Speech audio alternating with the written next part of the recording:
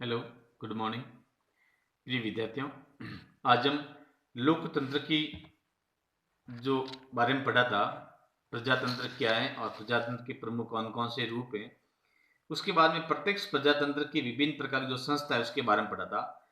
उसमें से दो तीन संस्थाएं हमारे बाकी रहेगी, तो उसके बारे में पढ़ेंगे। प्रत्यक्ष प्रजातंत्र की संस्थाएं। प्रजातंत्र के दो रूपों के बारे में पढ़ा था हमने। आज हम बात करते हैं कि प्रजातंत्र की जो विभिन्न जो संस्थाएं, उसमें हमने पढ़ा था कि लोक निर्णय के बारे में पढ़ा था। यहाँ इसे जन्म संग्रह के नाम से भी जाना जाता है।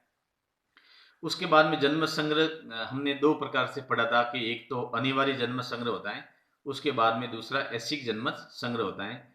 ये स्विट्जरलैंड के जो शासन व्यवस्था है वहां पर देखने को मिलते हैं। उसके बाद में जो दूसरी इसकी जो संस्था है उसका नाम है आरंभक आरंभक है, उसके बारे में पढ़ा था। और उसके आरंभक में भी हमने दो प्रकार से पढ़ा था, एक तो साधारण आरंभक और सूत्रबद्ध आरंभक।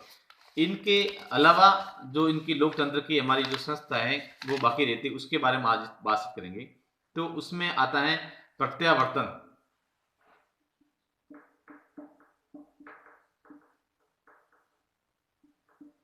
प्रत्यावर्तन इसे रिकॉल के नाम से भी, इंग्लिश में इसको रिकॉल के नाम से जाना जाता है कि प्रत्यावर्तन क्या है। एग्जाम में सीधा टिप्पणी का प्रश्न आता है कि प्रत्यावर्तन क्या है, इसके बारे में आप समझाइए। तो प्रत्यक्ष प्रजातंत्र की एक तीसरी सबसे महत्वपूर्ण संस्था है। प्रत्यावर्तन के द्वारा जनता के हाथ में एक ऐसी शक्ति प्रदान की जाती है जिससे कि वो विधायक और मंत्रियों को अथवा चुने हुए प्रतिनिधियों को संतोषजनक कार्य न करने पर समय से पूर्व वापिस बुला सकते हैं, अर्थात अपदस्थ कर सकते हैं। अतः ये जनता के पास एक ऐसा महत्वपूर्ण हथियार है जिसे कि कर्तव्यहीन, अकुशल, भ्रष्ट एवं उदासीन कर्मचारियों या जनप्रतिनिधियों को हटा सकती है। यानी कि इसके माध्यम से जैसे कोई सार्वजनिक पद पर काम करने वाला वो कर्मचारी या अधिकारी होता है गवर्नमेंट में, या फिर जनता का प्रतिनिधि होता है, और ये प्रतिनिधि अगर उनके कर्तव्यों का पालन सही तरीके से नहीं करता है, जैसे स्विट्जरलैंड में इस प्रकार की जो प्रवृत्ति है, रिकॉल का सिस्टम लागू है।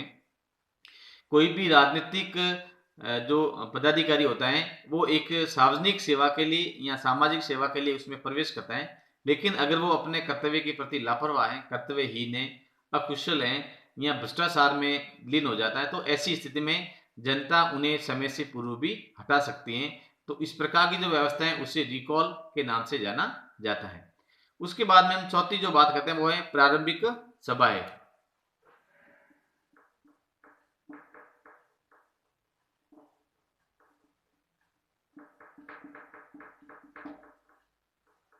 प्रारंभिक सभाएं प्राइमरी असेंबलीज है, उसे हम लेंसजीमेंट्स के नाम से भी जाना जाता है। प्रारंभिक सभाएं का तात्पर्य ये होता है कि निर्धारित समय पर देश के सभी वयस्क नागरिक एक स्थान पर एकत्रित होकर के कानूनों का निर्माण तथा नीतियां निर्धारण करते हैं। इस प्रक्रिया में नागरिक प्रत्यक्ष रूप से अपनी प्रभुता का प्रयोग करते हैं। यह प्रजातंत्र का सबसे विशुद्ध एवं प्राचीन रूप है। इस सभा में सभी वयस्क मताधिकार प्राप्त नागरिक होते हैं।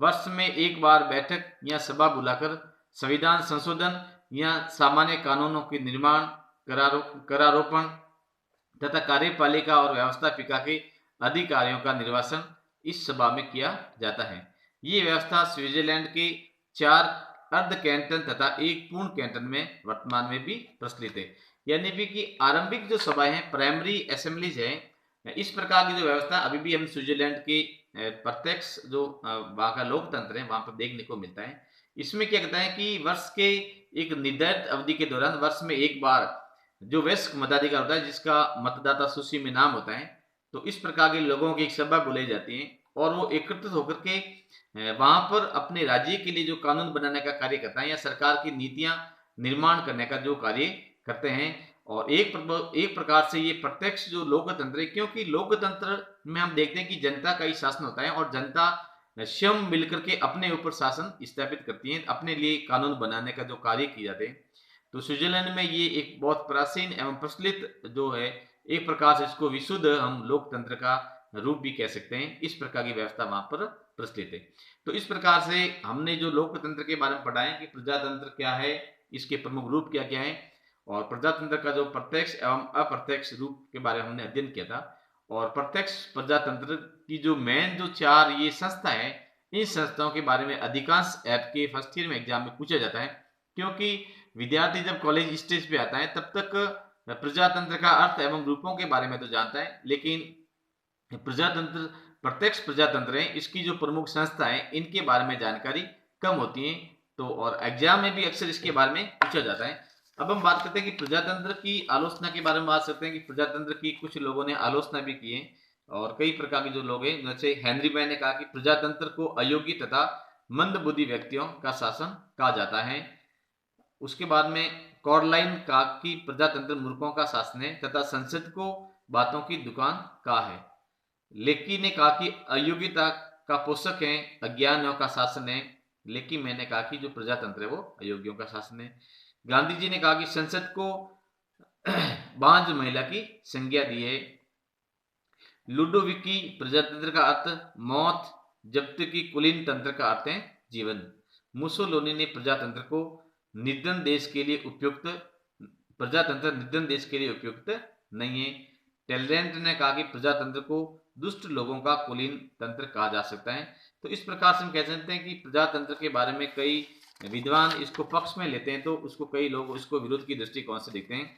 तो इस प्रकार से प्रजातंत्र में जो विभिन्न दोष पाए जाते हैं, कई बार एग्जाम में इस टाइप का जो प्रश्न आता है कि प्रजातंत्र के प्रमुख कौन कौन से दोष है, या प्रजातंत्र को सफल बनाने के लिए इसके लिए कौन कौन से कार्य किए जाना चाहिए, या अपने ओर से सुझाव दीजिए। तो इस प्रकार से हमने कहा कि जो प्रजातंत्र है, जो इस प्रकार से प्रजातंत्र में अयोग्य लोगों की पूजा की जाती है या मूर्खों का एक प्रकार से शासन है। दूसरा, ये दलबंदी का हितकर अहितकर का प्रभाव पड़ता है। इसमें भ्रष्ट शासन व्यवस्था पनपने की संभावना ज्यादा रहती है।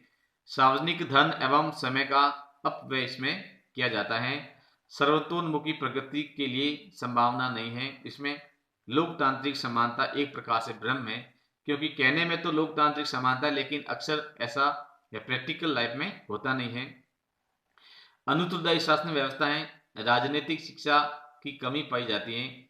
मतदाताओं की उदासीनता। अधिकांश हम देखते हैं कि लोकतंत्र अगर जनता का शासन है, तो फिर भी ऐसी स्थिति में हम अधिकांश देखने को मिलता है कि चुनाव के दौरान कई बार जो मतदान होता है वो 50% से भी कई जगह कम होता है। विशेषकर जैसे भारत के बारे में अगर लोकतंत्र की बात करें, तो लोकसभा के चुनाव हम देखते हैं कि कई जगह ऐसे भी हैं जहां पर 50% से भी कम मतदान होता है। इसका मतलब मतदाताओं की लोकतंत्र के प्रति उदासीनता भी सामने आती है। उसके बाद में पेशेवर राजनीतिज्ञों का विकास। इसमें एक परिवारवाद को बढ़ावा ज्यादा दिया जाता है, इसलिए जो राजनीतिज्ञ होते हैं वो एक पेशावार या राजनीति को व्यवसायीकरण करने लग जाते हैं। युद्ध एवं संकट के लिए इस प्रकार की जो शासन व्यवस्था होती है वो एक प्रकार से निर्बल साबित होती है, क्योंकि प्रजातांत्रिक शासन व्यवस्था में युद्ध जैसी व्यवस्था में निर्णय लेने में संभावना कम थी। इस प्रकार से ये कुछ इसमें दोष पाए गए थे। अब हम बात करते हैं कि जो लोकतंत्र की जो शासन व्यवस्था है, उस शासन व्यवस्था को सफल बनाने के लिए कौन कौन से सुझाव या आवश्यक परिस्थितियां होनी चाहिए। एग्जाम में कई बार प्रश्न आता है कि प्रजातंत्र की सफलता के लिए आवश्यक शर्तें क्या है, या प्रजातंत्र को सफल बनाने के लिए आप किस प्रकार के सुझाव देंगे, अपने शब्दों में लिखिए। इस टाइप का एग्जाम में कई बार प्रश्न आता है। तो आप लोगों को लिखना है कि लोकतंत्र को सफल बनाने के लिए निम्नलिखित आवश्यक शर्तें होनी बहुत ही जरूरी है। पहले हम बात करते हैं कि नागरिकों का नैतिक उत्थान उच्च हो, यानी कि उस देश के जो नागरिक हैं वो उच्च शिक्षित एवं ईमानदारी से काम करे, यानी कि उनका जो नैतिक जीवन है वो इसकी मोरल लाइफ हाई हो, यानी कि राष्ट्र के प्रति वो समर्पण की भावना हो, उसके अंदर किसी प्रकार की भ्रष्टाचार की भावना नहीं हो। शिक्षित एवं जागरूक जनता प्रजातंत्र के लिए बहुत ही महत्वपूर्ण होती है, क्योंकि सतत जागरूक एक लोकतंत्र का मूल्य है। जब तक जनता स्वयं जागरूक नहीं होगी या शिक्षित नहीं होगी, तब तक हम लोकतंत्र के विकास की संभावना व्यक्त नहीं कर सकते हैं।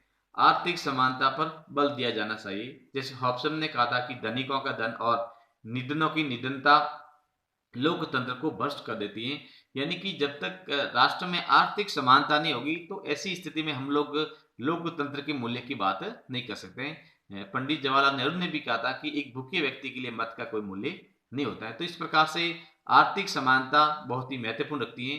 तो व्यवस्था ऐसी की जाए कि राज्य में आर्थिक समानता स्थापित हो, न तो गरीबों की संख्या अधिक हो और न धनिकों की संख्या अधिक हो। ये दोनों ही एक राज्य के लिए बहुत ही हानिकारक है और विशेषकर प्रजातंत्र के लिए ये नुकसान पहुंचाते हैं। तो इसलिए इस प्रकार की व्यवस्था की जाए कि राज्य में आर्थिक समानता स्थापित हो, नागरिक स्वतंत्रताएं हो। जैसे उस देश की जो नागरिक है उसे विभिन्न प्रकार की स्वतंत्रता प्रदान की जाओ, जैसे विचार, अभिव्यक्ति, प्रेस, सम्मेलन, संगठन इत्यादि की स्वतंत्रता प्रदान की जाए। व्यक्ति जब तक स्वतंत्र नहीं होगा, उस पर विभिन्न प्रकार के अगर बाउंडेशन लगाए जाएंगे तो ऐसी स्थिति में हम स्वस्थ लोकतंत्र की कल्पना नहीं कर सकते, क्योंकि जब तक व्यक्ति एक खुलकर एक लोकतंत्र में मतदान नहीं कर पाएगा या किसी भी राजनीतिक दल या उम्मीदवार का प्रसार नहीं कर पाएगा तो ऐसी स्थिति में हम सफलता नहीं कह सकते। लिखित संविधान एवं प्रजातांत्रिक परंपरा विकसित की जाए, यानी कि देश का जो संविधान है वो लिखित हो, नियमों के अनुसार उसमें कार्य किया जाए। उसके बाद में समानता पर आधारित सामाजिक व्यवस्था हो। सामाजिक जो व्यवस्था है, राज्य की जो सामाजिक व्यवस्था है वो समानता पर आधारित हो। समाज में एकता की भावना पाई जाए। स्थानीय स्वशासन को ज्यादा मान्यता दी जाए, यानी कि लोकल बॉडीज है, लोकल बॉडीज को ज्यादा प्रेफरेंस दिया जाए, जिससे कि लोकतंत्र, क्योंकि एक लोकतंत्र की सुदृढ़ जो नींव है वो स्थानीय प्रशासन से ही प्रारंभ की जाती है। तो स्थानीय प्रशासन को अधिक शक्तियां दी जाए जिससे कि लोकतंत्र वो विकसित हो सके। स्वस्थ एवं सुदृढ़ राजनीतिक दलों, जो राजनीतिक दल भ्रष्टाचार में लिप्त होते हैं उसके ऊपर प्रतिबंध लगवाया जाए, और ऐसे राजनीतिक दल जो भ्रष्ट लोगों को टिकट वितरण करते हैं उनके दलों पर भी प्रतिबंध लगवाया जाए। तो उसके बाद में न्यायप्रिय बहुमत एवं सहनशील अल्पमत हो। बुद्धिमान एवं सतर्क नेतृत्व हो, यानी कि राजनीति में जो सक्षम, शिक्षित, योग्य व्यक्ति राजनीति में आए, जिससे कि जो भ्रष्ट व्यक्ति हैं उनका नामो निशान नहीं रहे। विश्व शांति की स्थापना की जाए, यानी कि युद्ध है जैसे बदले की भावना, इस प्रकार की व्यवस्था नहीं हो। उसके बाद में योग्य एवं निष्पक्ष नागरिक सेवाएं हो, यानी कि राज्य में नागरिक सेवाएं हैं वो इस प्रकार से निष्पक्ष एवं योग्यता के आधार पर हो। तो इस प्रकार से ये कुछ बिंदु थे जो एक प्रजातंत्र को सफल बनाने में महत्वपूर्ण भूमिका रखते हैं। तो इस प्रकार से ये आपके 5वीं यूनिट का आपकी जो लोकतंत्र की जो अवधारणा है, इसमें आपकी जो 5वीं यूनिट है इसमें जो सिलेबस दे रखा है, उस सिलेबस में हम देखते हैं कि एक तो इसमें आपके एक लोकतंत्र की अवधारणा है, अर्थ, गुण एवं दोष, इसके बारे में आप लोगों ने पढ़ लिया है। उसके बाद मॉन्टेस्क्यू का शक्ति पृथक्करण सिद्धांत, ये भी मैंने आपको पहले पढ़ा दिया गया था। द्विविधानमंडल, अल्पसंख्यक प्रतिनिधित्व की अवधारणा, इसके विभिन्न तरीके, और आनुपातिक प्रतिनिधित्व के गुण दोष, इस प्रकार से ये आपके सिलेबस में है। इसमें से 2-3 टॉपिक और रहेंगे। एक तो प्रतिनिधित्व वाला रहेगा और इसके विभिन्न कौन कौन से तरीके हैं इसके बारे में अगले YouTube वीडियो आएगा, उसमें हम लोग बताने का प्रयास करेंगे।